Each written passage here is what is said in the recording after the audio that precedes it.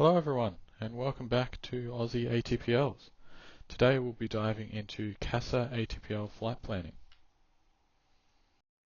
For today's lesson, we'll be taking a look at a standard payload question in your ATPL flight planning exam.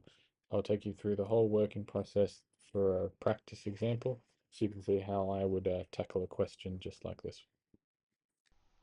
Before we get into it, if you're currently studying ATPL flight planning or any ATPL exam and are looking for some extra support, I've created a free Aussie ATPLs community where you'll get access to free practice exams, revision material and discussions with other students.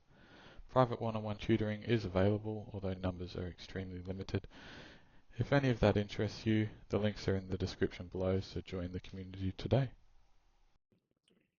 Here you can see a standard payload question. You'll get anywhere from 2 to 4 of these in your flight planning exam. They do become very easy and you'll be able to do them very quickly, which will be very helpful in your exam. You just have to have a deep understanding of the whole process that goes into it. If you're a bit way through your studies, feel free to try this question out and then watch the video to see how you went. If you're just starting or looking for some tips, take a photo of the question and we can work through it together so you can see how I would go through a question just like this one. For your payload questions, it's very important that you have a deep understanding of the Boeing 747 fuel policy, which can be found on page 1-17 of the handbook. So I'll put it up on the screen here so you can read it if you don't have the handbook with you. It's important for your time management in the exam though. I would recommend that you memorize all of these numbers. It's quite simple once you get into it and do some questions and get some repetition in. You'll save the time looking through the book, looking for it if you just remember it outright. So in the question, we were given flight fuels. That means we can put it into our fuel policy and we should get something like this. So for normal ops, we got around 16,000 kilos of fuel, one engine in op, nearly 18,000, and depressurized about 20,000 kilos of fuel. So if you go through, you got variable reserve, depressurization has no variable reserve. Final reserve is different for each one. Airport weather holding, you at the departure airport, you need 4,000 kilos of fuel for one engine and op, as you may have to return to that airport and it has a tempo, so you need the 4,000 kilos or 1 hour of holding fuel. Depressurization, you never need any weather holding fuel. It's a bit strange, but that's just how it is. Not sure why. And normal ops, obviously you only need the inter for the destination, as you're not going to return to your departure if all ops are normal.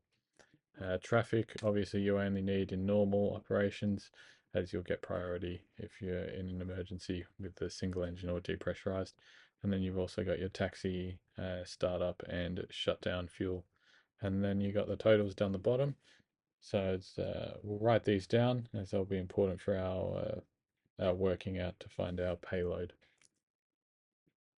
So since we've gone through a fuel policy and we have all our fuel required, we must now find which operation is the most limiting. So we have zero fuel weight, a landing weight, and max takeoff weight. So our max takeoff weight was performance limited to 89,000 kilos, zero fuel weight standard 63,500, and performance limited landing weight of 72,000 kilos.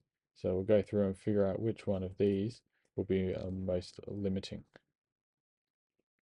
Let's first start with our zero fuel weight. To do this, we take whichever operation requires the most fuel. In this case, our single engine inoperative requires the most total fuel of 25,429 kilos.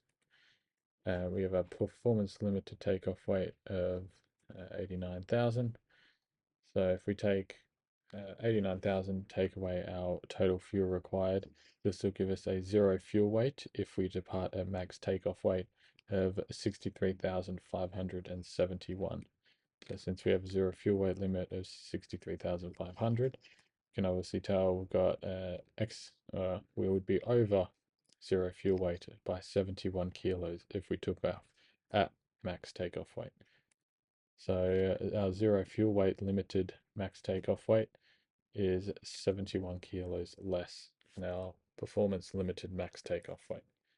This means that we are also not max takeoff weight limited, as our zero fuel weight is more limiting than the max takeoff weight. So in interest of clarity, we come back here and we've got a zero fuel weight max takeoff weight, which is limited to 88,929 kilos. That's taking off our 71 kilos from our performance limited takeoff weight. And that also means since zero fuel weight is more limiting than max takeoff weight, we are no longer performance limited by the max takeoff weight. So we'll take a look at performance limited landing weight to see if that is more limiting or less limiting than zero fuel weight, and then we can find our payload after that. So to find out if we're landing weight limited, we will find whichever operation will burn the least amount of fuel, which will almost always be normal ops of 16,220 kilos. So if we take our performance limited max takeoff weight, 89,000 kilos, and we take away our fuel burn. So if we take off a max takeoff weight, burn the minimum fuel burn before we land, then we'll land at 72,780 kilos. So performance limited takeoff weight of 72,000. So we're 780 kilos over landing weight if we take off at max takeoff weight, which means we are limited, landing weight limited, which we would reduce our max takeoff weight by 780 kilos, and we get 88,220 kilos. Now we have a look at all the possible limiting factors, and we can see that the landing weight is our most limiting factor. So we can use this to now find our payload. So now that we know we're landing weight limited, we have a new maximum takeoff weight of 88,220 kilos. We'll be taking away our basic operating weight and taking away the fuel required. This is for our single engine operation, as that required the most fuel. So if we do that, we get 15,791 kilos. So that makes our maximum payload 15,791 kilos. That's the end of today's video though. If you're after any extra exam prep, however, or want some practice exams you can go through, just hit the link in the description below, join the Aussie ATPLs community, it's all in there. You can ask questions to other students or people that have already sat the exams. Also let me know in the comments below what topics you want me to cover next.